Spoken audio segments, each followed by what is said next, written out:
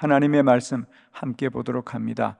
에베소서 2장 10절, 우리는 하나님의 작품입니다.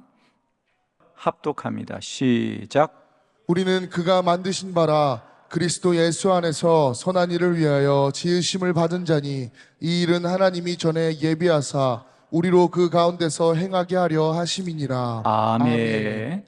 우리는 그가 만드신 바라 그리스도 예수 안에서 하나님의 선한 일을 위하여서 지으심을 받은 자니 이 일은 하나님이 이전에 예비하사 우리로 그 가운데로 행하게 하려 하심이니라 그랬습니다. 표준 세번역으로 한 번 더 읽어보면요, 우리는 그가 지으신 바다라는 것을 우리는 하나님의 작품이다 그랬습니다. 한번 표준 세번역으로 뜻을 새기면서 한 번 더 합독해 봅니다. 우리 시작. 우리는 하나님의 작품입니다. 선한 일을 하게 하시려고 하나님께서 그리스도 예수 안에서 우리를 만드셨습니다. 하나님께서 이렇게 준비하신 것은 우리가 선한 일을 하면서 살아가게 하시려는 것입니다. 아멘. 우리 한번 다 같이 선포합니다. 우리는 하나님의 작품입니다. 아멘. 믿으십니까? 아멘이라고 소리는 크게 하지만은 진짜 내가 작품인가? 어때요? 내가 작품인가? 짝퉁인가? 이런 생각이 들 때가 많았습니다. 정말 중요한 말씀입니다. 나는 하나님의 작품이다. 우리는 그가 지으신 바니. 이건 에베소서 2장 10절의 말씀에 그냥 갑자기 불쑥 나온 말씀이 아니고 실상은 창세기 1장 1절 태초에 하나님이 천지를 창조하셨다. 동일한 말씀이죠. 천지 우주 만물은 하나님이 지으셨다는 거죠. 우리는 하나님이 창조하셨다는 것. 이 신앙이 우리에게 얼마나 중요한지 모릅니다. 저는 어릴 때 집안이 참 가난하고 또 불우했습니다. 그래서 참 어릴 때 그런 저의 환경이라든지 또 출생에 대해서 늘 원망이 가득 찬 어린 소년으로 자라고 있었습니다.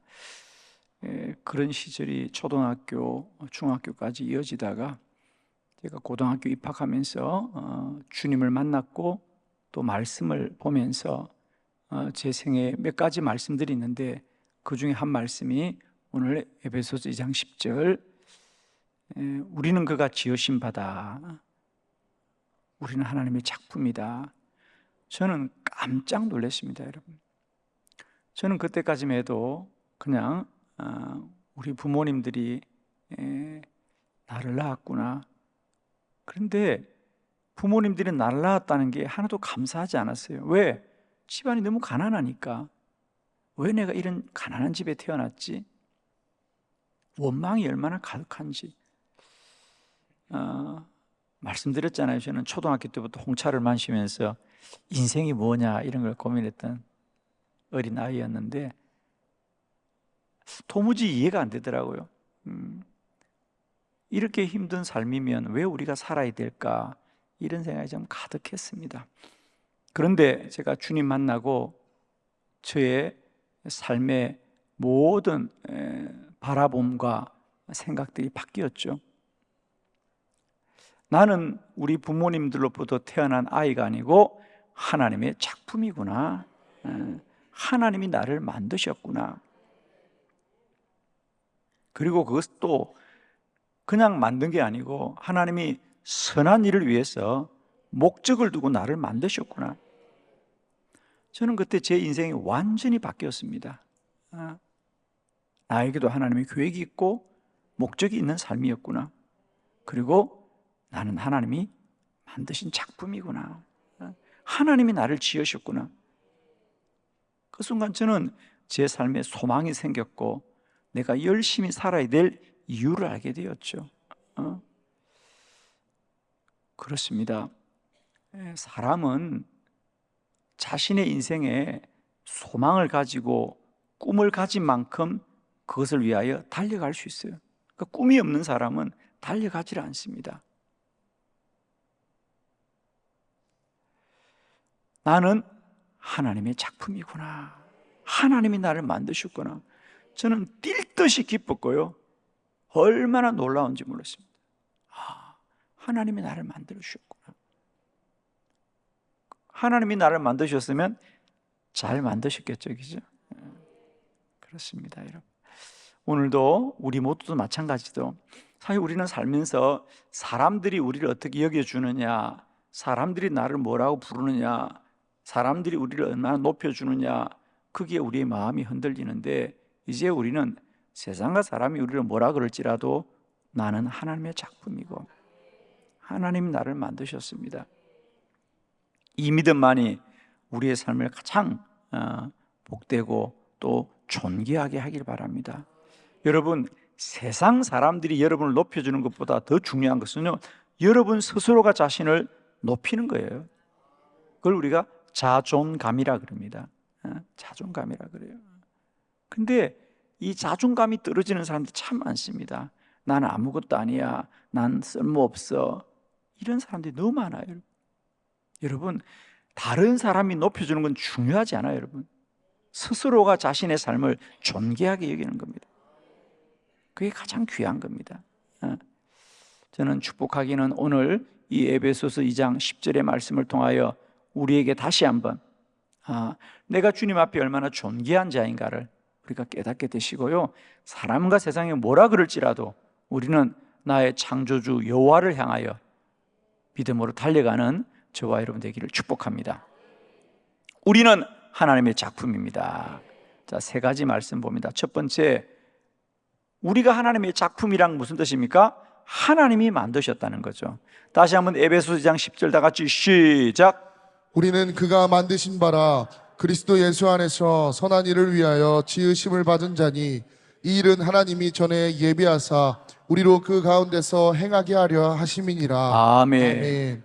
우리는 그가 만드신 바라. 우리는 그가 만들었습니다. 여러분, 하나님이 만들었으면 잘 만들었다는 뜻이죠. 우리가 모든 제품에는 그 제품을 만든 나라와 또 그 제품을 만든 업체라든지 이런 것이 꼭 기록되어 있죠.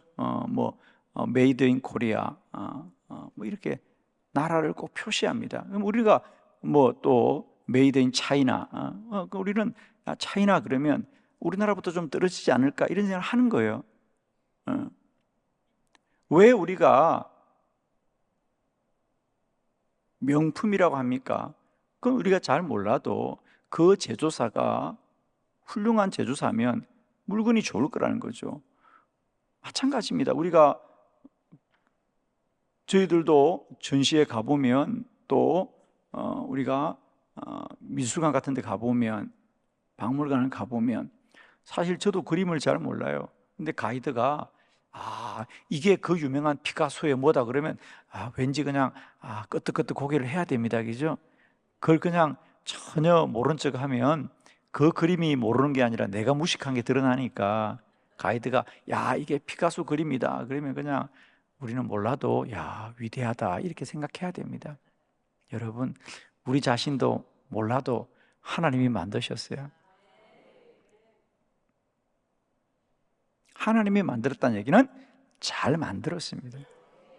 여러분은 좀 하자가 있어 보이죠? 아니에요, 잘 만들었어요. 첫 번째, 우리를 하나님이 만들었단 말은 잘 만들었다는 겁니다. 할렐루야. 정말입니다, 여러분. 그래서 우리가 때때로 우리는 자꾸만 하자가 있는 거 아니야? 내가 뭔가 좀 잘못된 거 아니야? 좀 부족한 거 아니야? 특히 우리가 남과 비교할 때 좀 모자라지 않나? 라고 말합니다. 아닙니다. 하나님이 만드셨습니다.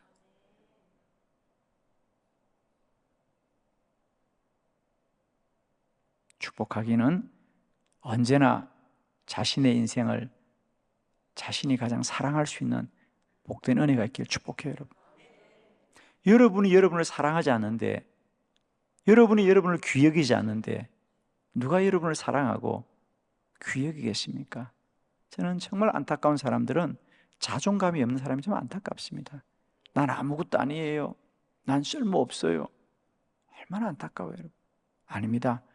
우리는 하나님이 만드셨고요, 왕 같은 제사장이라 그랬어요. 날마다 스스로를 사랑하시고요, 존귀하게 높여서 하나님 앞에 귀히 쓰임받는 저와 여러분 되기를 축복합니다. 두 번째, 하나님이 만드실 뿐 아니라 그 만드심은 작품이라 그랬어요. 우리는 하나님의 작품입니다. 그랬습니다. 우리 에베소 2장 10절 다 같이 시작. 우리는 그가 만드신 바라 그리스도 예수 안에서 선한 일을 위하여 지으심을 받은 자니 이 일은 하나님이 전에 예비하사 우리로 그 가운데서 행하게 하려 하심이니라. 아멘. 우리는 그가 만드신 바라. 이것을 표준 세번역은 우리는 하나님의 작품입니다. 저는 이 번역은 표준 세번역의 번역이 훨씬 더 마음에 와닿고요, 또 아마 좀 더 잘 번역된 게 아니겠는가. 그냥 만들었다 이런 수준이 아니고 만들되 작품으로 만들었다는 거예요. 아멘입니다. 뜻이 다르죠. 만들되 잘 만들었다 이 말입니다. 우리는 하나님의 작품이라는 거예요. 근데 여러분은 작품입니까? 상품입니까? 우리는 작품을 상품으로 살려고 해요, 여러분. 자꾸. 상품은 뭐예요? 작품과 상품의 차이는 뭡니까? 작품은 유일한 게 작품입니다. 그림은 그게 유일한 거예요. 그게 작품입니다. 작품은 세상에 하나밖에 없어요. 그런데 상품은 많은 거예요. 그러니까 작품도 많이 만들면 상품이 되는 겁니다, 여러분. 그러니까 내가 손으로 그렸던 그림을 복사해서 그걸 만들면서 그 순간 상품이 되어버립니다, 여러분. 여러분, 우리는 하나님의 작품으로 살길 바라요. 작품을 자꾸 상품으로 만드냐는 거죠. 남들처럼 비교하고 남들처럼 살려고 하면 그건 상품된 인생입니다, 여러분. 왜 나는 그 사람과 다르냐? 그래서 자꾸 억울하다고 생각하는데 아니에요. 그 사람과 다른 것은 그만큼 우리가 유일한 거예요. 아멘입니다, 여러분. 우리는 남과 비교해서 왜 자꾸 내가 저 사람과 같지 않냐는 것을 억울해하는데 그 사람과 같지 않는 그 차별됨이 우리의 작품성이거든요. 그게 우리의 유일함이거든요. 그러므로 이제 우리는 다른 사람처럼 살려고 하지 마시고요, 다른 사람처럼 되려고 하지 마시고요, 나를 지으신 하나님, 나를 작품으로 만드신 하나님, 그 작가의 뜻을 빛나게 하는 저와 여러분 되기를 바라요, 여러분. 아멘이시죠? 나는 하나님이 만드셨을 뿐 아니라 그 만드심이 작품으로 만들었다는 거예요. 나를 이 세상에서 둘도 없는, 여러분 정말 그렇습니다, 여러분. 우리는 머리카락 하나만 주어도요 그 사람이 누군지 알아요, 여러분. 우리가 다 똑같아 보이지만 그렇지 않습니다. 머리카락 하나만 뽑아도 우리는 세상에 똑같은 DNA가 없다 그러지 않습니까? 겉으로는 다 닮아 보이지만은 이 세상에는 정말 하나님의 창조 질서는 얼마나 놀라운지요. 이 수십억 인구가 같은 사람이 한 사람도 없는 거예요. 왜 아멘이 안 될까요? 근데 이 어리석은 인간들은 하나님이 똑같이 안 만들고 다 다르게 만들었는데 요즘은 돈을 주고 똑같이 만들라 그런다며요. 대전은 그런 게 없는데 서울에 가면 사진 가지고 와서 이 사람처럼 만들어 달라 그런다며, 그죠? 이 사람처럼 만들어 주세요. 이 사람처럼 만들어 주세요. 하나님은 우리를 다 차별되게 구별되게 특별하게 만들었는데 우리가 오히려 참 그것을 이제 상품으로 만드는 어리석은, 그것도 돈을 써가면서, 여러분 왜 그런 일을 하는지 우리가. 여러분 오늘도 작품으로 빛나는 저와 여러분 되기를 축원합니다. 남과 비교하지 마시고 지으신 창조주를 바라보시면서 날마다 찬양함에 달려가는 저와 여러분 되기를 축복합니다. 세 번째, 선한 일을 위해서 만드셨습니다. 에베소서 2장 10절 다 같이 시작. 우리는 그가 만드신 바라 그리스도 예수 안에서 선한 일을 위하여 지으심을 받은 자니 이 일은 하나님이 전에 예비하사 우리로 그 가운데서 행하게 하려 하심이니라. 아멘. 우리는 그가 만드신 바라 그리스도 예수 안에서 선한 일을 위하여 지으심을 받은 자다. 아멘. 여러분, 우리는 그냥 만드는 게 아닙니다. 하나님이 목적을 정하여 만드셨다는 것이죠. 뜻을 정하여 만드셨다는 것이죠. 우리는 이제 일생을 우리가 싸워야 될 건 뭐냐? 일생을 통해서 우리가 싸워야 될 신앙인들의 과제는 끊임없이 나의 욕망과 나의 꿈을 위해서가 아니고 하나님의 선한 뜻을 위하여서 내 삶을 바꾸어가는 겁니다. 그게 값진 인생입니다, 여러분. 저는 우리가 예수를 열심히 믿고 신앙생활을 열심히 해야 될 이유는 그저 세상적 기준으로 우리가 성공하고 높아지는 것이 아닙니다. 우리 한 사람 한 사람에게 하나님이 주신 선한 뜻을 이루는 사람이 가장 복된 자입니다.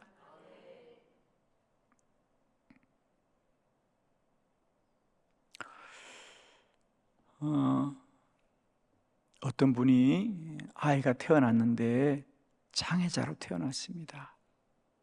말도 못하고 아이가 걷지도 못하고 아무 잘못한 게 없는데 아이가 태어났는데 장애자로 태어났습니다. 말도 못하고 걷지도 못하고 그냥 하루 종일 누워 있어야 됩니다. 그 말은 하루 종일 부모님들이 함께 돌봐야 됩니다. 여러분. 하나님 왜 내게 이런 시련을 주십니까? 하나님 왜 내게 이런 고통을 주십니까? 하나님 왜 내게 고난을 주십니까? 얼마나 여러분 인생이 원망스럽겠습니까? 이제 내 인생 망했구나. 나 이제 인생 망했구나. 이런 생각이 들지 않겠습니까? 그런데 그 아이를 붙들고 기도하는 어느 날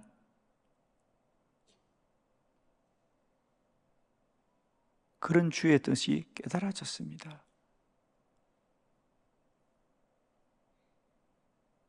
이 아이도 하나님이 지으셨는데 뭔가 하나님의 뜻이 지으셨는데 그러면 하나님은 이 아이를 누구한가에게 맡겨야 되지 않겠습니까?